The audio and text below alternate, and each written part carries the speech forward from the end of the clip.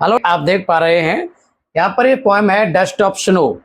Dust of snow लिखी है Robert first ने। इसका जो पोएट है उसका नाम है रॉबर्ट फ्रस्ट। यहाँ पर पोएट की बात करते हैं तो इस पोएम के जो पोएट हैं उनका नाम है रॉबर्ट फ्रस्ट। रॉबर्ट फ्रस्ट ने इस पोएम की रचना की है और रॉबर्ट फ्रस्ट ने इस पोएम को लिखा है। तो सबसे पहले यहाँ पर क्या है कि जो भी यहाँ पर डिफिकल्ट वर्ड है उनके बारे में बात कर लेते हैं। तो यहाँ पर आप देख रहे हैं बे, ये जो बे वर्ड होता है, इस बे का मतलब होता है तरीका। क्या होता है? तरीका। और ये जो सुक डाउन लिखा हुआ है, इस सुक डाउन का जो मतलब होता है वो होता है हिलाकर गिराना, हिलाकर गिरा देना। और डस्ट ऑफ स्नो, स्नो का मतलब होता है बर्फ और डस्ट का मतलब होता है धूल। और फ्रॉम का मतलब आप सभी जानते हैं से।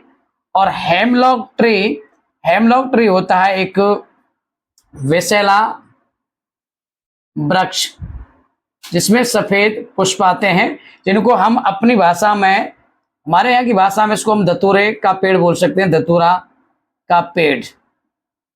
तो यहाँ पर ये इसके जो वर्ड हैं, डिफिकल्ट वर्ड मैंने आपको सभी यहाँ पर लिख दिए हैं। तो आप देख रहे हैं यहाँ पर तो क्या है, देखिए the bay across shook down on me the dust of snow from a hemlock tree। यानी कि इसका मतलब है कि एक हेमलॉक के पेड़ से जिस तरीके से एक कोए ने बर्फ की धूल को मेरे ऊपर गिरा दिया। तो क्या मतलब हुआ था कि देखेंगे इसका क्या है कि एक हेमलॉक, हेमलॉक के वृक्ष से, हेमलॉक के एक वृक्ष से जिस तरीके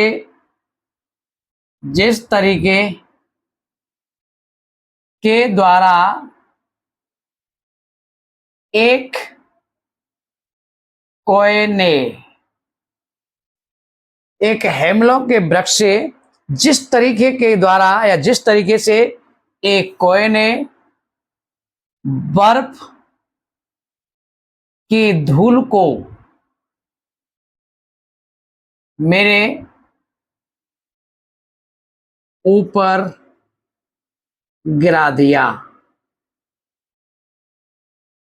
तो ये इसका क्या हुआ, इसका हिंदी ट्रांसलेशन हुआ कि एक हेमलॉक के वृक्ष से, from a hemlock tree the way a crow the dust of snow shook down on me. इसका मतलब हुआ कि एक हेमलॉक के वृक्ष से जिस तरीके से एक कोए ने बर्फ की धूल को मेरे ऊपर गिरा दिया।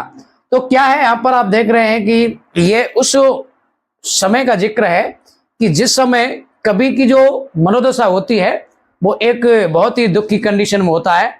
और दुख की कंडीशन में जब वो होता है तो जाकर के वो एक हेमलॉक पेड़ के नीचे बैठ जाता है।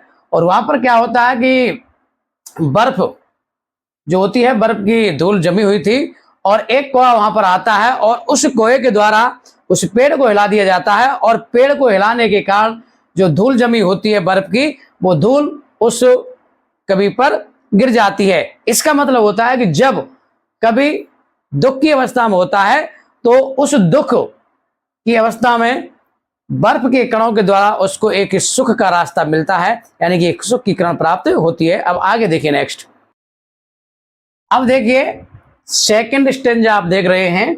सेकंड स्टेंजा लिखा हुआ है, has given my heart a change of mood and saved some part of a day I had rued. इसका मतलब क्या है कि जिस समय आपने ऊपर वाले स्टेंजा में देखा कि कभी के ऊपर बर्फ के कणों को या बर्फ की धूल को गिरा दिया जाता है, उससे होता क्या है कि has given my heart A change of mood. यहां पर हार्ट का मतलब आप जानते हैं कि हृदय होता है। हैज गिवन का मतलब होता है प्रदान करना,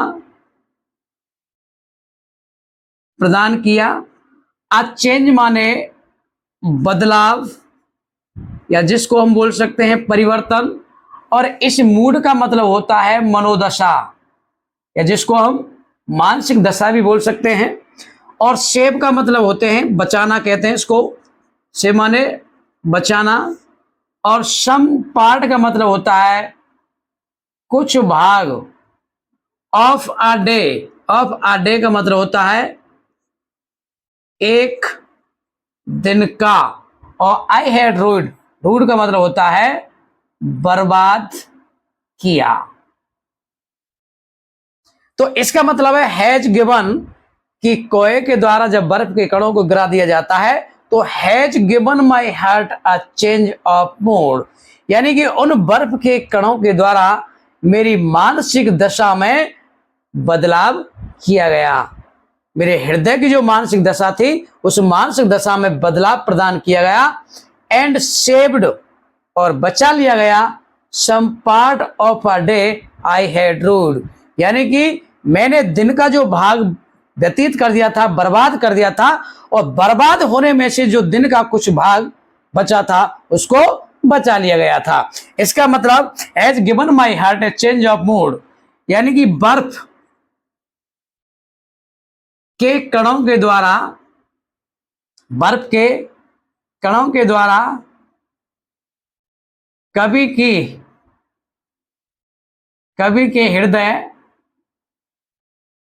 की मानसिक दशा, कवि के हृदय की मानसिक दशा में परिवर्तन होता है।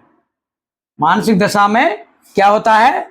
परिवर्तन होता है, जिसके कारण क्या होता है कि दिन का कुछ भाग बर्बाद होने से बच जाता है। इसका मतलब कवि को एक जीने की नई दिशा प्रदान हो जाती है। तो रॉबर्ट फ्रॉस्ट महोदय ने इस कविता को बहुत ही गजब के तरीके से यहाँ पर स्पष्ट किया है, और मेरे माध्यम से आपको इस कविता को बहुत ही सही तरीके से समझाने का प्रयास किया गया है। और आप इसको बार बार पढ़ेंगे, एक दो बार पढ़ेंगे तो आपकी समझ में अच्छी तरह से आ जाएगा। और अगली पोएम के लिए आप हमारे चैनल से जुड़े रहिए। अगली क्लास में हम आपको नेक्स्ट पोएम लेके आएंगे। जब तक के लिए ओके, बाय बाय, धन्यवाद। Oh, let me up with a bright smile on now. Put me in the dark, so won't get lost now. To the moonlight,